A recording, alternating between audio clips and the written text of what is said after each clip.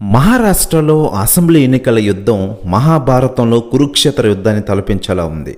రెండు మహాకూటమిల మధ్య జరుగుతున్న ఈ పోరులో గెలుపు ఎవరిదో ఈరోజు మధ్యాహ్నానికి తేలిపోనుంది.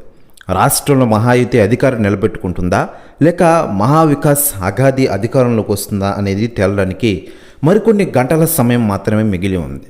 అయితే రాష్ట్రంలోని 288 నియోజకవర్గాల్లో పోలింగ్ జరిగితే ఆ 76 నియోజకవర్గాల్లో ఏ పార్టీ బెస్ట్గా ఉంటుందో అదే కూటమి పార్టీ ప్రభుత్వాన్ని చేసే అవకాశాలు ఎక్కువగా కనబడుతున్నాయి. మరోవైపు మహారాష్ట్ర ఎన్నికల ఎగ్జిట్ పోల్ ఫలితాలు బీజేపీ కూటమికే మద్దతు ప్రకటించిన విషయం తెలిసిందే. మరోవైపు మహారాష్ట్ర ఎన్నికల ప్రచారంలో ఆంధ్రప్రదేశ్ డిప్యూటీ సీఎం పవన్ కళ్యాణ్ గారు పాల్గొనడంతో ఈ గెలుపు పవన్ కళ్యాణ్ గారి వల్లే వచ్చిందంటూ బీజేపీ నాయకులు అంటూ ఉన్నారు. అయితే తాజాగా కేంద్ర మంత్రి అమిత్ షా గారు స్పందించారట.